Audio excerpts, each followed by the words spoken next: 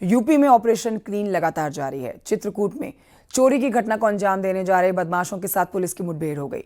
Police ने बदमाश राजेंद्र यादव को गिरफ्तार किया है। गोंडा में भी एनकाउंटर हुआ है। नवाबगंज थाना क्षेत्र में मुठभेड़ में पुलिस ने 2 बदमाशों को गिरफ्तार किया है। 2 बदमाश अंकित सिंह और शिवम यादव गिरफ्तार किए गए हैं। 3 तस्वीरें आपकी टेलीविजन स्क्रीन पर। चित्रकूट, गोंडा, उन्नाव की खबर जान लीजिए, जहां पर गंगा घाट कोतवाली क्षेत्र में एनकाउंटर में 2 इनामी लुटेरे गिरफ्तार हुए।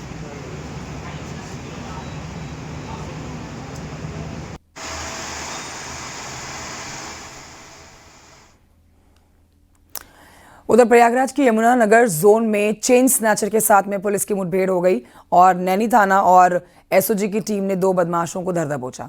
8 सितंबर को महिला के साथ बदमाशों ने बाजार में चेन स्नैचिंग की घटना को अंजाम दिया था।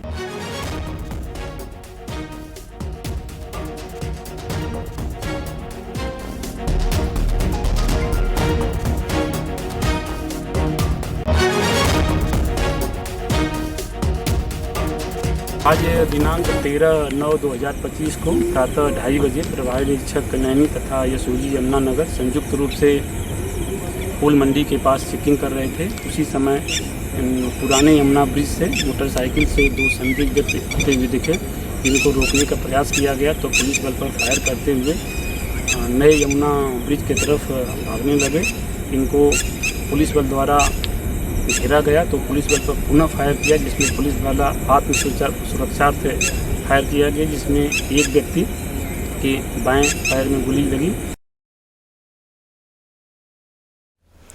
खबर ग्रेटर नोएडा से है, जहां पर करीब 1150 किलोग्राम मिलावटी और दूषित पनीर को खाद्य विभाग और जेवर पुलिस ने बरामद किया है।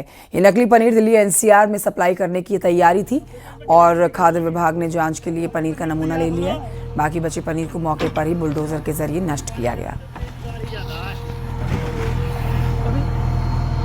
नकली पनीर की ये भारी खेप बरामद की है। हिमांशु शुक्ला से और जानकारी ले लेते हैं इस खबर पर। हिमांशु, ये खबर बताएं। खाद्य विभाग को सूचना मिली थी, इसके बाद जेवर पुलिस की मदद से ये 1150 किलोग्राम पनीर है, इसको जब्त किया गया और नष्ट भी कर दिया गया और इसका एक सैंपल भी लिया गया है। लगातार तरीके से अब त्योहार आ रहे हैं, उसको लेकर भी जिला प्रशासन सख्त है और इसी के चलते ये जो नकली पनीर है ये पकड़ा गया है। और पनीर जो है बुलंदशहर से दिल्ली की ओर जा रहा था, यानी दिल्ली की मार्केट में बिक्री के लिए जा रहा था, लिहाजा इसको नष्ट भी कर दिया गया और सैंपल भी लिया गया है। और पनीर के जो शौकीन है उनके लिए ये चौंकाने वाली खबर है, बेहद सावधान करने वाली खबर है कि किस तरीके से स्वास्थ्य के साथ खिलवाड़ किया जा रहा है। फिलहाल कुछ लोग भी गिरफ्तार किए गए हैं और 1150 किलोग्राम मिलावटी और दूषित पनीर जो है वो जब्त करके उसको नष्ट भी कर दिया गया मौके से। जी शुक्रिया हिमांशु जानकारी के लिए।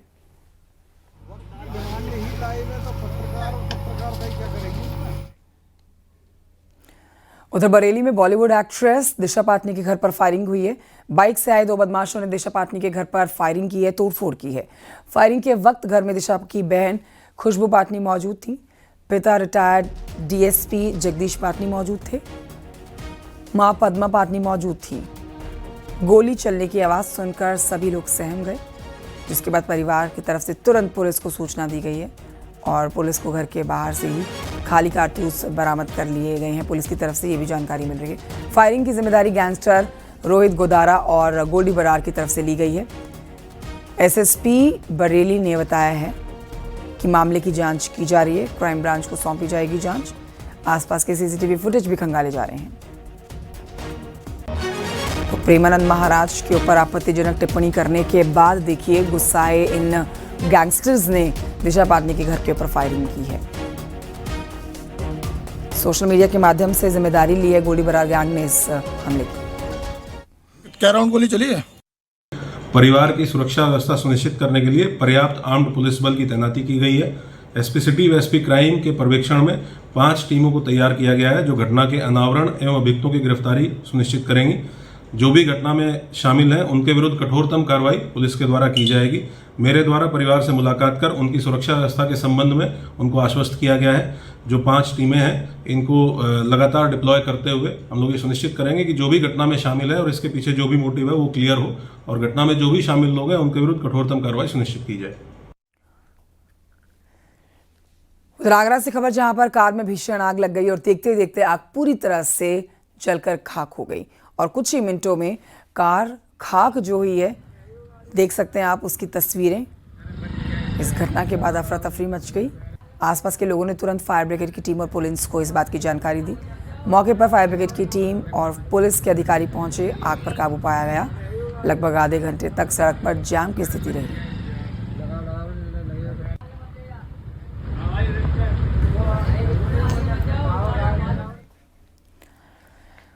खबर ग्रेटर नोएडा से है, जहां पर पार्किंग एरिया में खड़ी कार में अचानक से आग लग गई और कार पूरी तरह से जलकर राख हो गई।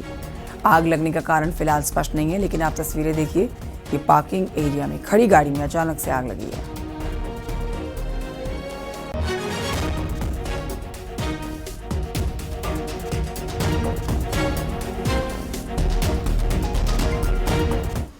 बढ़ते आगे सिद्धार्थनगर की खबर आपको बताते हैं, जहां के डुमरियागंज ब्लॉक में कोटेदार के चयन के नाम पर रिश्वतखोरी का खुलासा हुआ है।